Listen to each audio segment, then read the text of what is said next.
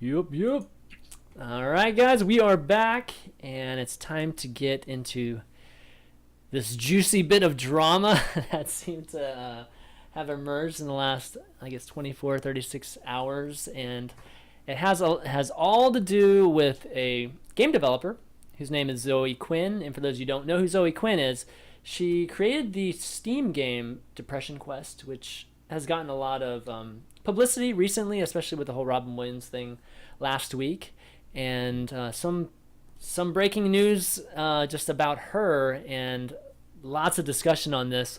Some parts have to do with her, I guess, nepotism. There's some talk that she had been, having some personal relations with some game reviewers, critique or critics, and getting good game, getting good reviews, and just as a result of this, there's some debate about it and whether it's true or not. We can discuss.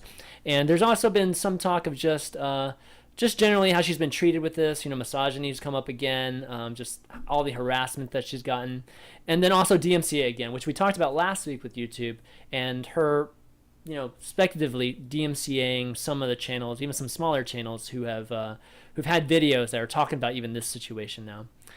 So. Guys, have you been following this? I mean, I'd be surprised if you haven't been following this. I certainly have. I know Steven has as well.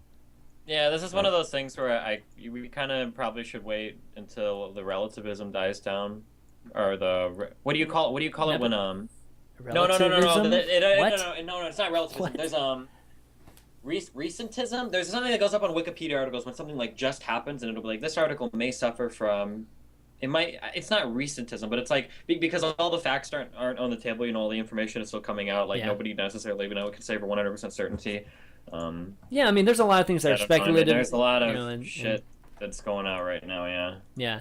Well, okay, so I kind of split these into two buckets. One are I think topics that are, interesting. We can talk about just in general game journalism and the issues there, and then there's the other bucket, which is more of the drama and just the kind of the. You could say just the bullshit part of it, where it's like a lot of the crap that she's been getting, the nude pics that have been leaked, and just that whole bit, right? Just pertaining to the ex-boyfriend and what's been released there. Right. But let's get into the the more adult topics, I guess. Yeah, I was going to say, let's make sure we strip away the stuff that is completely irrelevant. Well, it's relevant to some extent, just because. Well, I don't, I don't give a fuck. No, I don't think anyone should. Look, here's the thing, right, what we're going to say over the course of this discussion is that this individual is certainly engaged in some unpalatable behavior. There's no doubt about it. However, and people know me, I'm far from a white knight, but it is deplorable that anyone would have nude pictures of them leaked on the internet. I know Steven can definitely sympathize. So I think that's bullshit. And I also think, for the most part, who she's had sex with, cheating on her boyfriend, I don't need to know that, nor does any explanation for that need to be given. It's when we start talking about conflict of interest, that's the only thing that is in the public interest. Anything else, if you're out there and you're tweeting at her and saying, God, you're a slut or whatever, you're a fucking piece of shit. End of fucking discussion. And no doubt about it. She may also be a piece of shit. But if you're doing that, you are a piece of shit. So I want to be absolutely clear where we stand on that. I don't want to get bogged down into this whole feminism and sexism. Character assassination. Character assassination. All these things that have got nothing to do with what we're going to talk about. So. Right. Okay, so let's bring up the nepotism discussion in the debate here.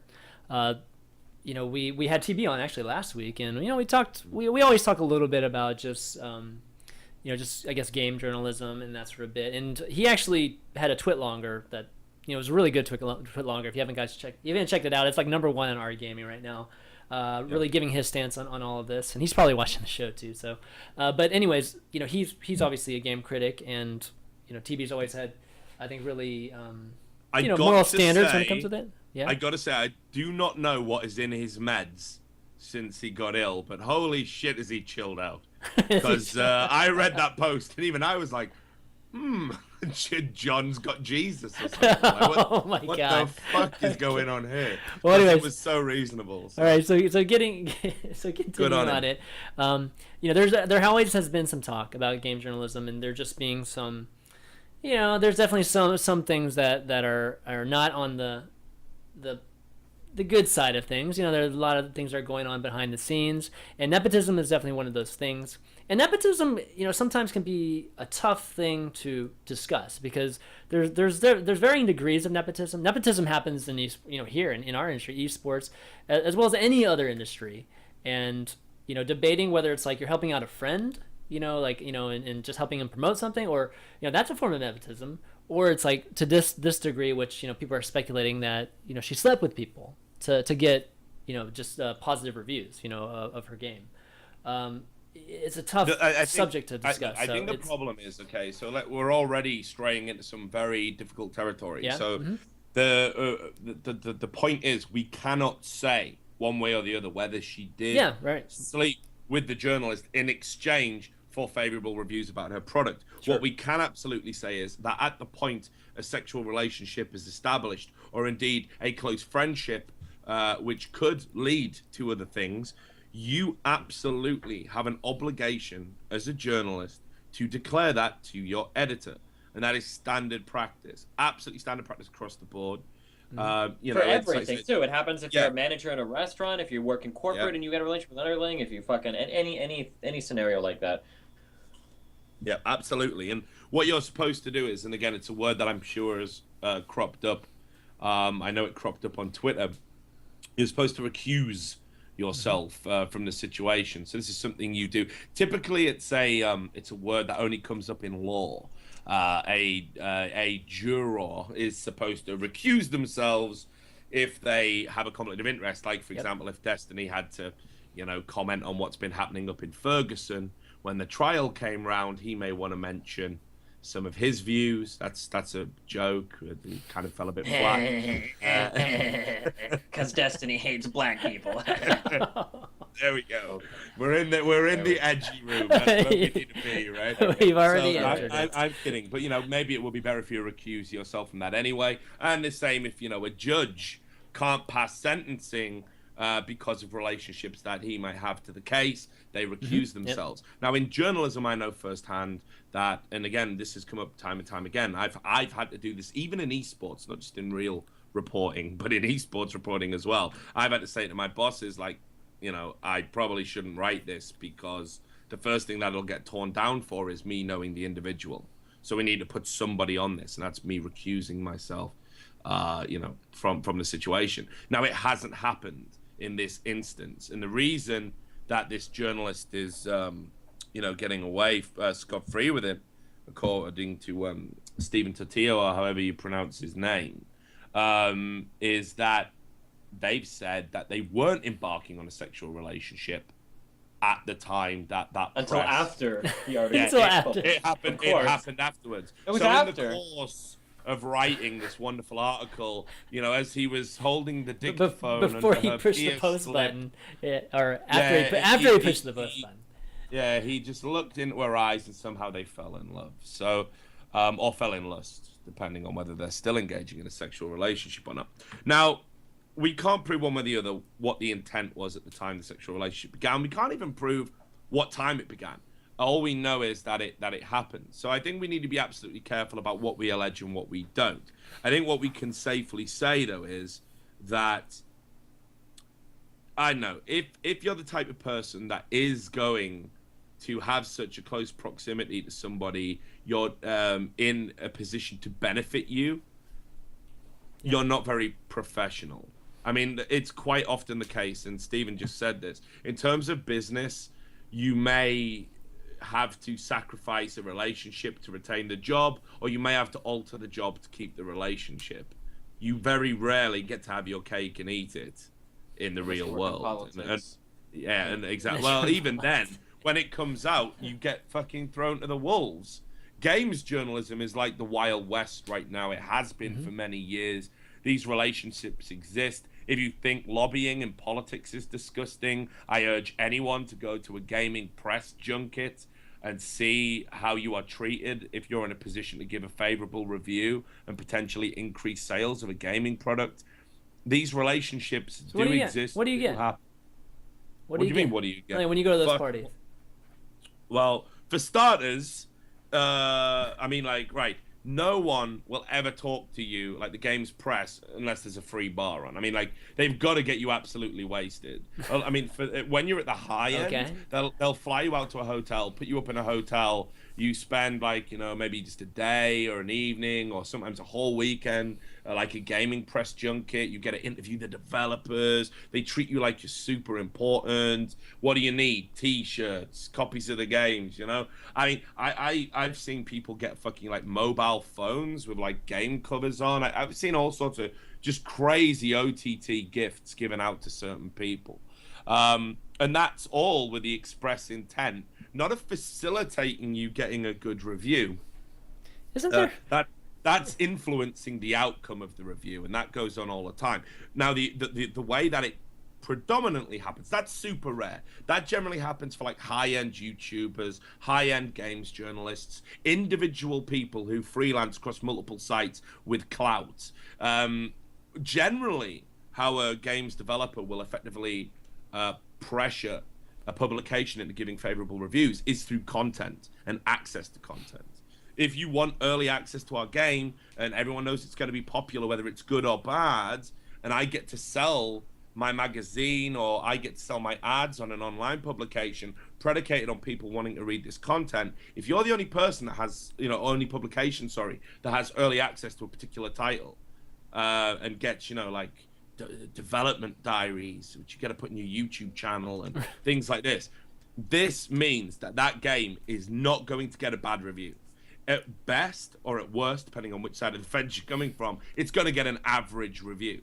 You are artificially inflating the final percentage by 20-30%, and everyone knows it. That's why people in the games industry do it.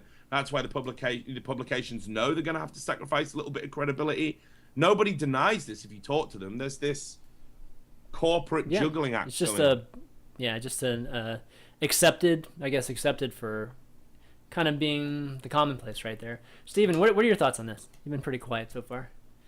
I mean, on what? There's so many different. Just the issues nepotism you can part talk of it. about. Just nepotism in game journalism. Like what? I mean, it's always been a huge problem, but I mean, to some extent, this is like esports becoming part of the real world. It really is a problem in like every single fucking industry, or at least related to things like views and whatnot. I don't know if it's as prevalent in like movie reviews, but I mean, like even the shittiest movies seem to be able to get these like 9 out of 10, 4-star, 5-star reviews, all of the great quotes and shit. Although I guess maybe it isn't. Those are just chopped up, right? The quotes are just chopped up, even if it's like a negative quote, and they just chop up and make it sound like a positive one, right? It definitely does go on in movie journalism as well. I've done a little bit of that, not nowhere near so much. Yep. But I've done film reviews, and I've been fortunate enough to get to some kind of film events in my time. And while I wasn't considered a big enough fish to get exposed to any of that sort of stuff, I knew plenty of journalists and writers that did. Okay, yeah, sure. I don't think it's sorry. Go on. Yeah, Steven.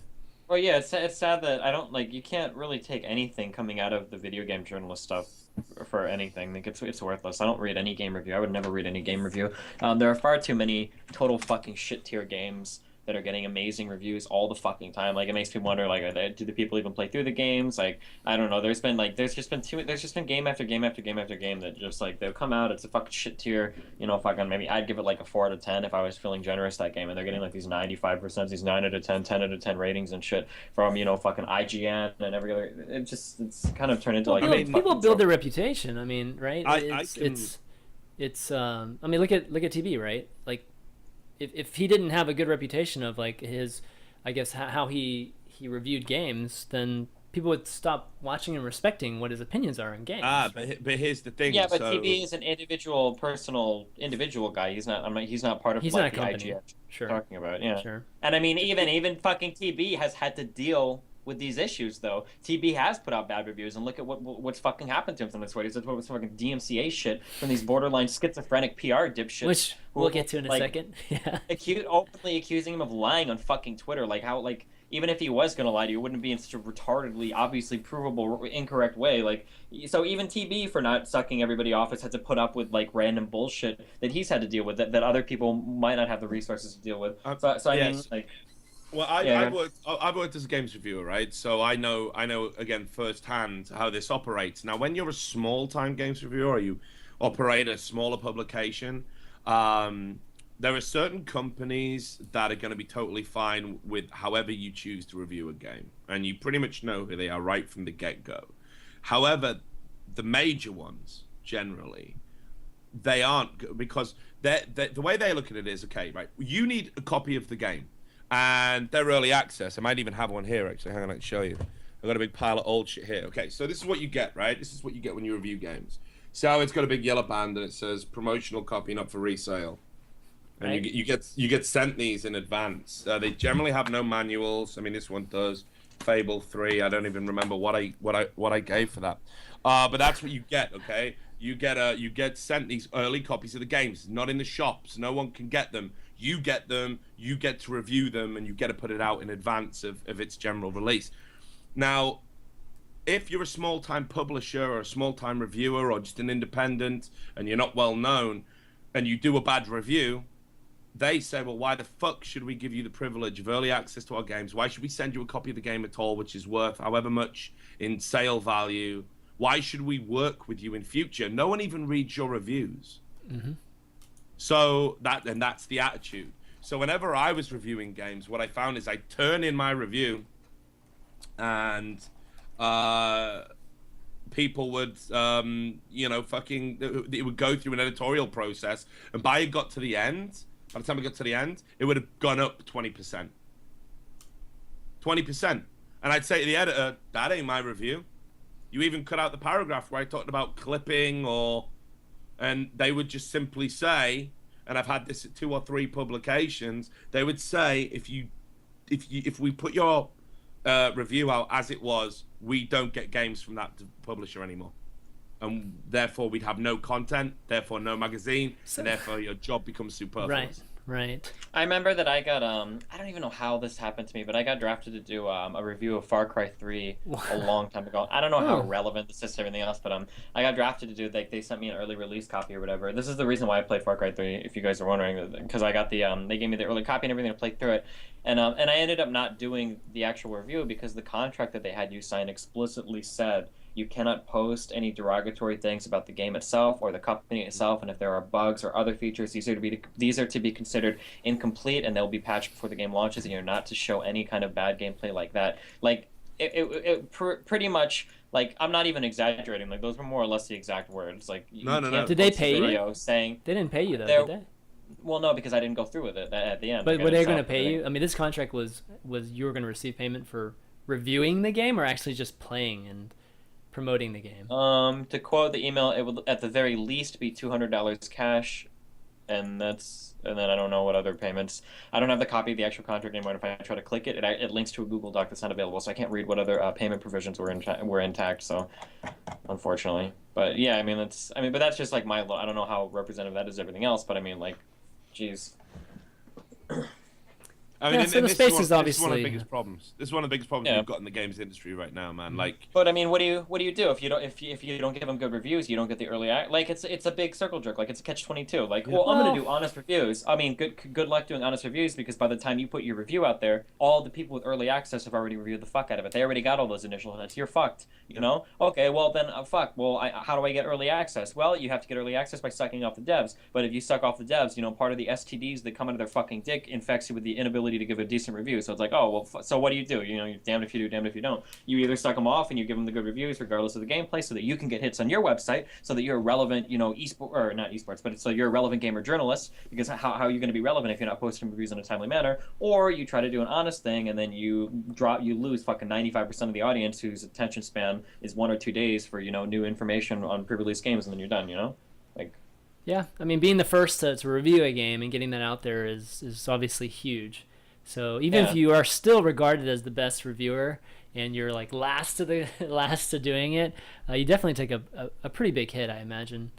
So yeah, that's a pretty tough that's a pretty tough it's spot to be in. I mean, it's an incredible hurdle that we need to overcome, and the only way that it's going to happen is somebody's going to have to man up on one side of the equation. It's the only way it's going to work. So it's either going to have to be elements within the game's press are going to have to man up and be like, okay, readers, we were going to have an early access review of this new upcoming game that's going to sell like hotcakes. But we haven't been granted that access because we refused to sign a compliance agreement that we wouldn't say anything bad about it. And we're letting you know that's why we're not doing it. And that'll never, ever happen. So if that never happens on that side, then it's got to happen on a developer side, and they've got to realize, and again, you're right, this will never happen either, but it's going to have to be a developer who's going to have to suck it up and accept, you know what? It's like being a movie studio. You've got to put out a constant amount of content, and a lot of it actually will be shit, and you do that to prop up the blockbusters, the really good games, or the really good movies. That's how it operates, and they've got to realize that with that business model comes the reality that you're going to get bad reviews for certain games because you know they're bad. Right. So it's the only way it's going to work. I think option A is more likely than option B, but you know, I have worked with developers in the past when I've done a review of their game and it was bad, and I've had the phone call and I'm like, oh hey, yeah, and they're like, we got your review back. All right, okay. And I'm thinking this is going to be bad. And they're like, we'd really like to maybe talk to you about, you know, how we can make our next game better. It's going to be like this, you know, it's going to be a sequel, you know, whatever. Some people genuinely ask about, you know, certain things. They do care. It's very rare big development companies do that. But, you know, honest reviewers can make a difference. Like, TB will confirm this in the chat in a second, no doubt. But I imagine he gets approached all the time. Oh, I'm sure. For consultancy roles on games. I bet people call him up and say, not, will you give our game a good review? John, will you help us make a good game? I bet that does happen all the time because he's been so honest and vociferous in his opinions that it's now, and he's such a big name anyway, we're now at the stage where, you know, actually listening to TB mightn't be the craziest thing you can do as a games developer. Yeah, I think that's probably true. So let's get into to talk about... Yeah, we need to get back to Zoe, don't we? Yeah, well, Zoe. We've ignored her for most of it. Well, this is all kind of revolved around it. Let's talk about the DMCA part of this whole thing, which was... I mean, we talked about this so much on the last episode, didn't we? Well, but this is different. This is actually kind of different. It's the exact same. She's using the DMCA tool to take down relevant criticism of herself. Somebody criticized her, and she DMCA'd the video because it had a picture of something that she worked on. She DMCA'd the entire video down. True. I mean, it was another way of abusing it, but we didn't talk about this particular way of abusing it last week, did we? I mean, yeah, because Total Biscuit had dealt with in the past where Total Biscuit had released criticism of the game and they tried to DMCA the video, which is supposed to just be to protect copyright. Okay, all right, sure. And this is the same thing. People criticizing this fucking Zoe bitch, and she DMCA's the shit because but this isn't even her product. This is actually just a personal, you know, like this is more for like personal reasons than anything else. Even crazier. He looked like it's just some stupid image slapped on there, and then all of a sudden she DMCA's it just because it's critical of her. This is a recurring problem. Again, which is like it's way too easy. Like, okay, so the internet, one of the few good things about it is, you know, it's better to be this unregulated bastion of free speech, whatever you want to call it. Yeah. Never works like that in reality. Like, fucking just never works like that in reality. It's way too easy to, you know, censor people. And, you know, because I'm an honest guy, or I try to be, you know, I've been guilty of this in the past. Like, people post bad things about me on a website I control, I'll delete it. Like, you know, it probably is bad of me to do it. I shouldn't do it. It's, you know, it arguably on one moral level an abuse of power, but I do it. Now, I think that's one of the more harmless forms of censorship, but it's still a form. It's still unpalatable. It should still make people feel a little bit uncomfortable. You know, and I've done it in the past. I think I've grown out of it a little bit now because the hate's actually intensified to the point where I miss those days. I'd buy those guys who said those things about me a beer. I wouldn't delete their comments anymore. But you know, I think the whole DMCA process, you know, again, it's when we're at a stage where it can be so easily abused, people need to fucking stand up and take action against the websites that allow that, or the services that allow that tool to be abused in such a fashion. There's no. I agree, and I think, I mean, we did talk about last week that, you know, YouTube, huge issue. They need to fix it, and absolutely, and it's just ridiculous that even a random person can go and DMC, you know, pretend to be a company and DMCA you too. It's not even like a real one. But in this particular case, you know, she's kind of using the system, and I guess that's the question. Like, you can talk about morals or whatever. Her being able to use it, is it so wrong? What do you guys think?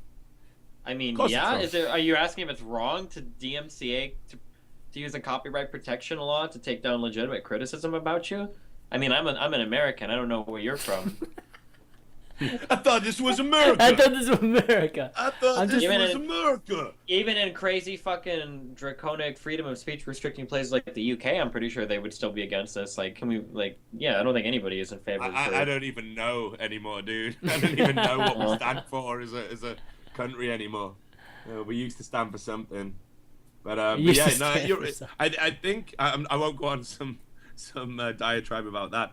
But you're absolutely right. I think when you start, there is something absolutely deplorable about when you take a law or a piece of legislature and you use it for something that it wasn't intended, and it's got benefits to you, personal benefits to you. Yep. So an example of it in the UK actually would be, we have all this anti-terrorist legislature, which allows councils,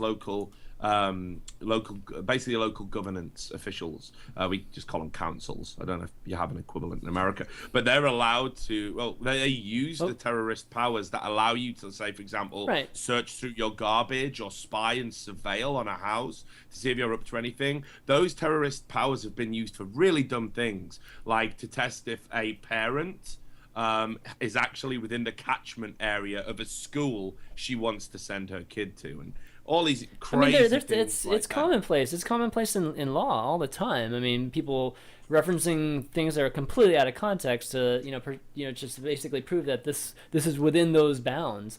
And yeah, well, Patriot Act, right? I mean, there's sure. that is a piece of paper that must get misused. Yeah. So I guess the question is like, the system is flawed, and we can kind of I guess try to apply that to this case. The system's flawed. She is she's trying to use a loophole in it just to get something else accomplished with it. So it's I don't know. I mean, don't get me wrong. I don't think it's right either, but I'm just saying, she's not breaking any laws or breaking any rules here either. Whoa. Is that the argument we're making? That's not true. It's just that no. Wait. That's absolutely not true. If somebody were to take her to court over it, I'm a million. Okay, that's true. Actually, if not only this isn't like an ambiguous, like, I play video games and there's music in the background. Is this creative? This is legit. This is legit fair use. This is criticism. This is like media criticism of somebody else. This is like easy close and shut case. But nobody's gonna actually go to court and prove it, because that takes an inordinate amount of money, and nobody wants to go through that entire process. But this is not something that legally would stand. This only stands because nobody has the money to go through our fucking court system to actually take it out. There's no way that this doesn't qualify for fair use. It's like textbook. This is like when you go to grade school and they teach you, like, oh, well, the First Amendment allows you to blah blah blah, as long as you are like, fair use is like, as long as you're doing it to criticize somebody and it's part of blah blah blah, like this is open and shut really easy. Like there's no way that anything that you could ever legitimately use the DMCA like this to shut down journalistic criticism of yourself. Absolutely. And, I mean, to put it into perspective, I mean, okay, it's about games, so it's not that important.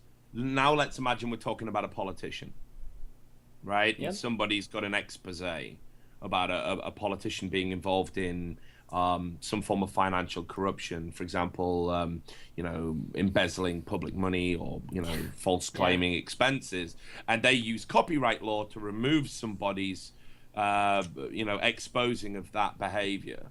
That is an atrocious abuse of what the law is intended for. It's an atrocious abuse of power, and it should absolutely have consequences. Now, obviously, we can deem that to be more important, and yeah, it is. Okay, it absolutely is. But there's a very clear moral principle at play there, and that is ultimately that you do not take legislature that is there to protect certain elements, misuse it and abuse it to further your own agenda. You absolutely don't do it. And you don't do it as well based on the fact that you know how fucked up and flawed the system is.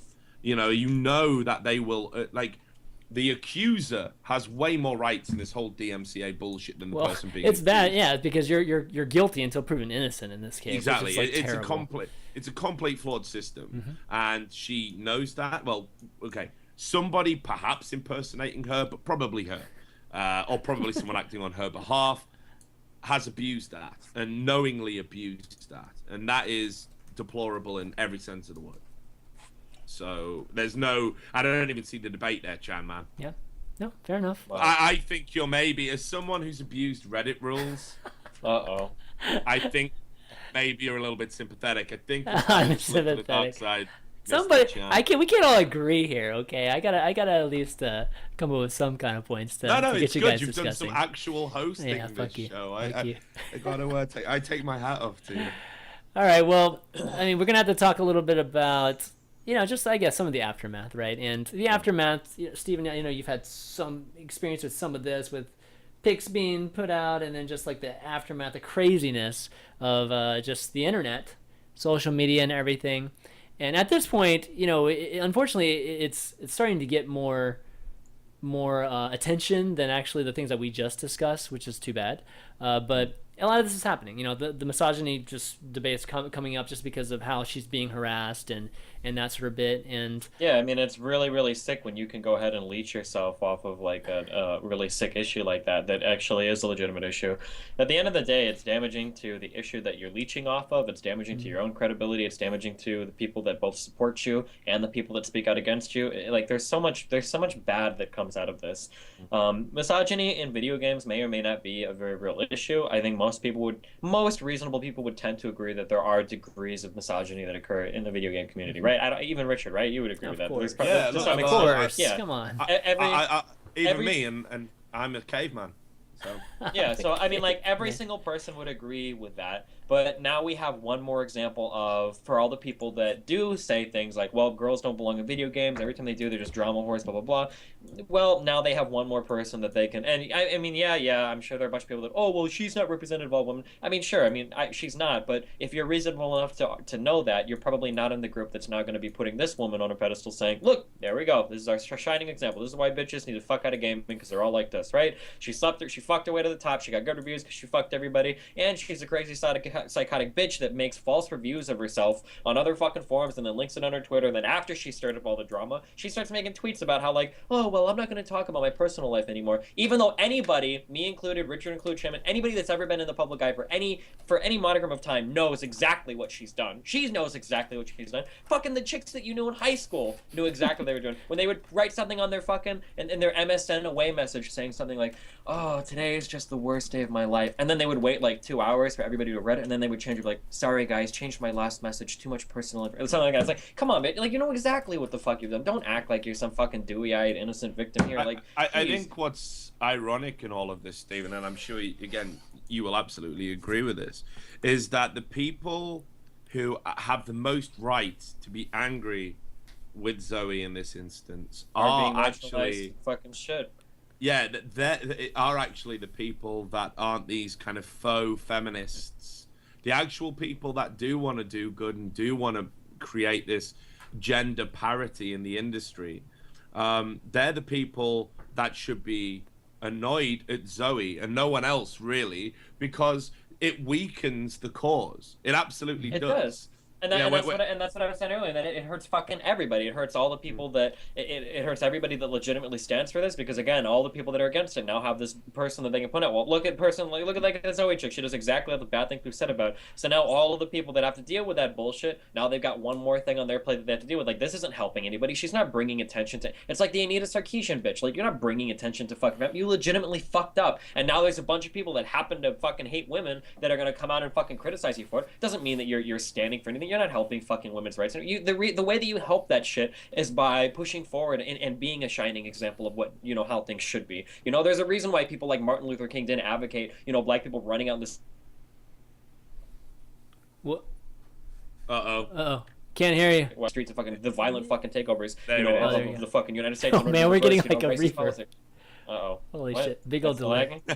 Can you hear me now? Is it Dude, updated? he's got his Twitch Kung has got- Fu movie on us, dude. No, Twitch have got an anti-racism plug-in now, and it just got a little bit worried. It just Yeah, ended fuck good. Skype- And this Skype is just why added Martin it. Luther King. Can you hear me?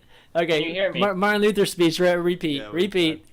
Can you hear me? Am I Yeah, up we to can date hear right you. now? Yeah, we can hear Yeah, you. no, I was saying like this is why like when you look at all these shimmering examples in history, like you look at like Martin Luther King or whatever, fucking Gandhi, all these people that advocate nonviolence that didn't like rise up and fucking kill everybody. It's because and they became like the shimmering examples of like, oh well, like this is what we need to look forward to, or these are the kinds of people that inspire all of these marginalized people to be better people. It's never fucking idiots like this Arnita Sarkeesian. It's never people like this fucking. Those are never going to be the people who are going to come out and say, well, look at all of this stuff that fucking is happening now, like, well, this is a result of misogyny. That's fucking great. And so, you know what? Some of the hate that the Zoe bitch is receiving is because of misogyny. It's because a lot of people legitimately fucking hate women. But guess what? I mean, with as fucking stupid as you've been, like, you just contributed to it. Whether or not you like it, whether or not it's fair, because it's not fair. It's not fair that now, there are women who after today are going to be releasing fucking video games or releasing, journalistic reviews, and now people are going to point to them as like, oh, well, this bitch probably fucking slept her way there. That's not fair. Nobody's saying it. I'm not saying it, but it's going to happen. And it's going to happen because people like the Zoe bitch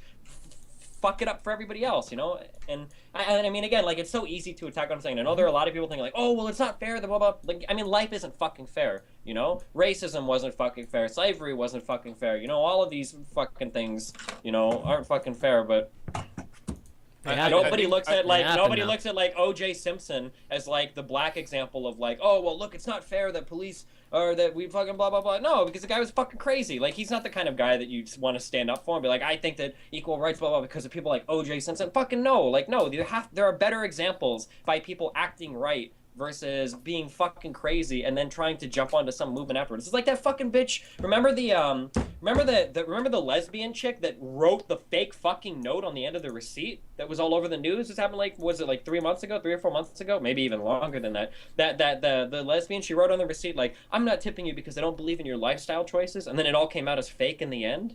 Yeah. What? I don't remember the that chick one. in the restaurant, she got a receipt from a table. They even fucking tipped her, and she took like the restaurant copy and she wrote a note on the end saying, "I'm not tipping you because I don't believe." She wanted to go ahead and attach herself to the entire fucking LGBT movement. How did they know she was a lesbian? No, but because of her haircut, probably. She had, like, I mean, that's even worse. That's even worse. Isn't it irrelevant because she wrote it and she knows she was a lesbian? Yeah, well, yeah. No, it is because she made it all up because the couple that happened. Oh, she made it up. That's how. That's even worse. Okay, that's even worse. They recognized the receipt and they went on the news with their copy of the receipt. She happened to find the whitest couple in the world. Those guys that keep every single fucking receipt that they've had, and they had the actual fucking receipt of them tipping her, and she got totally fucking blown out for it. And again, situations like that hurt everybody involved. It's it sucks because being part of that marginalized community and then hijacking that marginalized community for your own personal benefit, because she's not benefiting anyone else on the marginalized, and then damaging that marginalized. It's like, of all the scumbag shit you can do, it's literally right on the fucking top of all the scumbag shit that you can do. Yeah, of course it is. Because haven't we known for fucking years, and it's nothing to do with gaming, but there's always elements within any subculture, any marginalized subculture, that part of the subculture that they embrace the most is the victim element of the culture. They're a tiny minority, but they're the people that kind of effectively ruin it for everyone else. They're the people who, and I've read numerous news stories, and this is the thing, because they're so rare, they get the news coverage. But I've read about people who faked being beaten up. There was some guy who in the UK recently who claimed he was queer bashed, that he was beaten up by a group of homophobes. And actually what happened was he fell over pissed and broke his own jaw. He was drunk and he injured himself, and it all came out. And, he got some suspended sentence for wasting police time. Now, this, that story will make front page news, and it really detracts from the people who are beaten up, that don't get in the news. And those elements of that community do exist. There are some terrible people out there that do some terrible things to people predicated on differences that really are not worth getting angry about. I have no idea why things like homophobia exist. It's not within me. I don't understand it. But when it comes to things like this, what you've also got to remember, if you want to take part in the criticism of somebody like Zoe, if you want to do that, you have to be careful about the way you frame it. And I see people, and even people who've made relatively intelligent response videos, and they're saying, well, what this fucking, slut needs to learn is. And I'm thinking, how can you convey your point intelligently when you are falling into that trap of this blanket misogyny? Criticize her not because she slept with some dudes, because who gives a fuck? It doesn't matter. It's who she slept with, when, and for what purpose. And it all comes down to this nepotism, this conflict of interest. And ultimately, the other parties are just as much to blame as she is. And I haven't seen the journalists inundated with quite so much hate. Yes, some smart people have done that. I haven't seen people threatening to boycott Kotaku.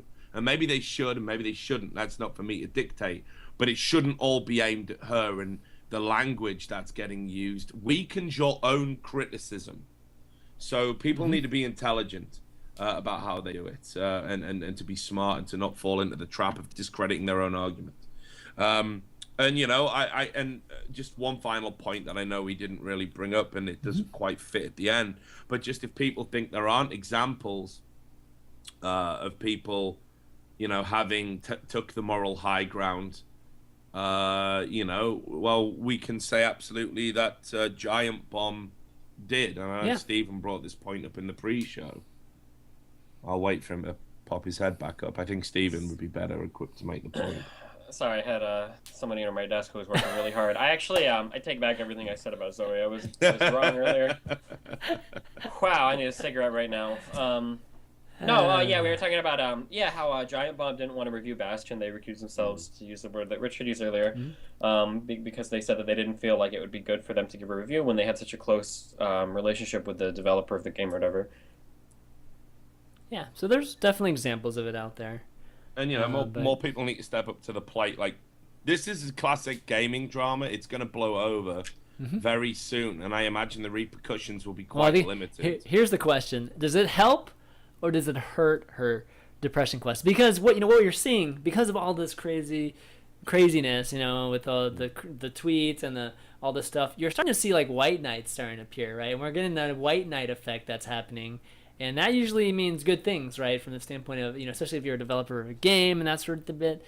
So is this going to help the popularity of her game? Depression Quest specifically, but it definitely helped her. She's definitely profiting off of this a lot. She made the game free after all the drama blew up, but I mean, she's got subscribers. She's got fucking all these different avenues for making money. She's got like the notoriety built now. Like at the end of the day, she definitely benefits from something like this. And I wouldn't be surprised to see her try to kickstart or Indiegogo some kind of project, in Anita Sarkeesian fashion sometime soon to kind of capitalize even more off of all of the after all of the drama. It wouldn't surprise me one bit. I think it's going to be interesting to see how it pans out. I mean, like, I don't want to fall into that trap of like demonizing somebody, because we all know that no one is entirely good, no one is entirely bad. So if you, I honestly think that Depression Quest is quite a noble. It's got a noble intent as a game. I don't think it's a great game, but I think anything that raises awareness about depression is very good. And I said in the pre-show, and I'll say it on air, there is actually a game called Autism, which is an autism simulator.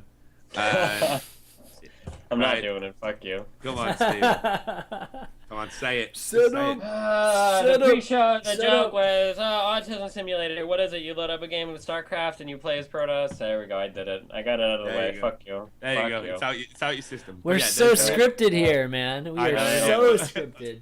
I'm not doing it. We're not going Unfiltered, but scripted. But no, there is a game called Autism, and what it does is it simulates the sensory overload of certain types of autism. And I think games like this are going to become almost like an interesting subgenre in themselves. And there's no doubt Zoe Quinn played a part in helping launch the popularity of this subgenre. And I think it can be a hugely important one. Seriously. Yeah, I think so too. But by the same token, she isn't. Based on all the evidence that's been laid out, she's not a particularly moral person when it comes to business. And I'll be very interested to see what happens, because I think games journalism is going to start cleaning itself up. And I think when it does, people won't want to stand next to somebody that's got the taint, that stink of nepotism and corruption upon them. You know, that in itself could be a problem for her. I don't think she's going to be sleeping easy for a few nights, but the way that the games industry works, 2,000 a month she makes on fucking Patreon or whatever, I'm not sure. She makes she got a ton. Well, she got a ton of patrons after all this. Recently. Yeah, she did. I think she'll Recently. sleep just fine. I think she'll sleep just fine. Yeah, look, well, I guess we need to wait and see how it all pans out. It's too early to say, but certainly I think there are some sections of the gaming industry that aren't going to forget what's happened here. And she's up to 2,000 a month. Nice. She's up to 2,000 a month. I wish I knew what she was at before this started, but it went up by a lot. Yeah, it went up by a lot. She's gotten a fuck ton. I don't know. Here's the question for you, Stephen. Literally, just before we move on, because I'm super curious about it, right? Uh-oh. So, you know, when you've been in the middle of one of these like unfolding crises, you know, when it's fucking, you know, should Stephen be kicked from Root because of racist language, or the dick pic thing, or it's Quantic at the time, but yeah. Yeah, I'm trying to think like whatever other stuff you've been involved in without misrepresenting it. But you know, I know look, you're one of those people that, I mean, well, even the bird Jesus thing, like what a mad controversy that was. But like, that like was when not even controversy. Like when there's a fucking crisis unfolding, and you know, like, holy shit, this actually has the chance to harm my career, potentially impact on my value as an e-celebrity or a streamer or whatever you want to call it. Like, what do you do? I mean, it really depends on what exactly the issue is, I think. I mean, all these things that you're talking about were never contrived, right? I mean, these were all just. I mean, yeah, like this is. It's not like he plans these things. This is something where, like, and unfortunately, you need to be like very. I'm not gonna say smart, but you have to be very active in like how you tackle an event like this. Like in some cases, you just let it blow over. In other cases, you actively tackle it. In other cases, you have to say like, I'm sorry, I didn't mean that. It all really kind of depends what the particular case is. Like okay, in terms of let's do a specific thing. Let's say like the dick pics thing, right? The dick pics thing, there was really like nothing that I had to say there, right? That was a complete fuck up by me, and it really in two major ways, like that was a complete fuck up by me that I can't go out and be like, well, no, like I should have called her ugly or sent illicit pictures of myself while living with my girlfriend. Like there's nothing good that I can say there, right? So in that case, you just let it blow over. Like I'm not going to make a public apology to anybody in my personal life, because I think that gets into like a little bit of like a weird territory. Obviously I had the relevant conversations that I needed to in my personal life, and then I moved on from there. And literally like the day after I got home from MLG, I was streaming. Right? I was streaming. Chat was obviously blowing up. A lot of people asking questions. I made a few jokes about it because, I mean, let's be real, it was pretty funny. Like the way that everything blew over. If you're a third party, it was pretty funny. There's a lot of material there for humor. And then I just went on, like, and that was it. Would you say that by there's going else on air me. that night, you exploited it for personal gain? I mean, you could say that I exploited a little bit immediately after for personal gain, but I mean, like, I don't know if that's necessarily like I mean, I wasn't being like monster. Like I didn't like make like the dick pics T-shirt collection or anything like that. Like I don't. That would have been awesome. Yeah. So like I'm not sure if like I don't know if I would say like, I exploited it so much as I just kind of like carried on with what I was normally doing. I mean, I guess you could argue that I exploited, but even if I did, like, there's not much in terms of like it's not like I'm exploiting something like that's false, that I falsified in order to get false attention or whatever. More just it's just like a publicity thing for something that happened. If you look at something like what other scandals have I been involved in? Things like getting kicked off of Root or whatever, like that was something. The language thing is something that I felt very strongly about at the time, and the way that I handled it that time was, and this because it's our first interview together, is that I had a lot of conversations about a lot of different people with how I felt about language, and I mean, looking back on it now, I think I would have handled it differently knowing what I know now. But in terms of the way that I handled it then, I mean, basically anybody that followed me and agreed with what I was saying, or people that didn't necessarily know what I was saying but then agreed with the points that I was making, would have felt strongly in agreement with me, and the people that disagreed with me would have continued to disagree with me. But I mean, I much prefer going down that route, and that route has always been better for my brand personally, as having a strong, reputable brand, and that Destiny says what he means, and there's no bullshit. Like, no one has ever come off an interview with me or come off some kind of anything with me with people at the end going, wow, I wonder if Destiny's being honest there, if he's just being paid off, or if he's just selling out or whatever. I don't think anybody's ever said that about me ever, because of all the shit that I've been through in the past. Like, it's pretty hard to make that argument about me. So, like, even though that might have been somewhat damaging to my reputation in the past, well, I say might have been, it definitely was in the past. I think that I still kind of stand by the way that I handled it then, because I mean, I said what I meant, and I meant what I said, and then I backed up all the arguments in public about it. You might not have agreed with what I said, but I mean, that's how I handled it then. And yeah, every situation is unique. I've never been involved in anything though where I've made up shit, where I've gone and posted something somewhere else to kind of fake create backlash against me, and then to bring that up though. So I think it's a little bit different. Like, there's no good way for her to handle what she's handled. The best thing that she can do is make a public apology, because I mean, she kind of has to. She should apologize to the community that she slandered, that with the lonely virgin community, that's literally what they're called, whatever. That she made those posts up about, because they don't give a fuck. They don't go around and fucking slander women. Like, that's not what that fucking board is about anyway, you know. She should make an apology to them, and she should make an apology to the committee of that committee that she fucked up with the girls that were trying to get like their games greenlighted with their ideas and the artists and all that. They were going to be charity, the charity thing, or whatever. Yeah. She should apologize to them, and then she should just be like, yeah, I'm sorry guys, like I fucked up really bad. I hope this is a learning experience, and then move on from it. People typically never do that, because that would require you to be the kind of person that would be big enough to do that wouldn't be involved in the shit slinging that she's doing anyway. But I mean, really, that's the only option that she has, and then to move on from there. Right now, all she's done is she's entrenched herself. Yeah, she's entrenched herself in her position. There are some white knights that are supporting her. There are some misguided social justice warriors that think they're helping the overall feminist movement by supporting her, which they're not. And then you've got a bunch of people who are hating her, and who are hating her even more and more and more and more because of how she's decided to handle the issue. So, all right. I think that's one of Stephen's greatest summations. Yeah, suck my dick. No, and that's a great ending to it. Yeah. Okay. If I do that, will you be nice to me? That's the question. All right. Well, we'll wrap that up, and good stuff. Hopefully, I think hopefully we'll see some kind of apology from her in the near future. But let's go on to do some subscriber call-ins, and I think we have one subscriber lined up. I know Slasher wants to call in. He subscribed just so he could call in last week, and I didn't actually see that he did that. So is Steven going to make the obligatory Jewish joke, or am I? All right, first off, we're going to get Oliver. I mean, we're going to get Narek. Sorry, his name's Narek. Okay, here we go. Got to fix these screens, though. Hello? Hey, Narek, what's up, man? Can you hear us? I swear to God, I done a mic check. Can you hear me okay? Yep, we can hear you. Alright, sick. Welcome to Unfiltered. Yeah, thanks. Thanks for taking on the show, take my call, and Got a question for us? Yeah, I've got a question for Destiny. Can you please post replays of your Dota games? Rip.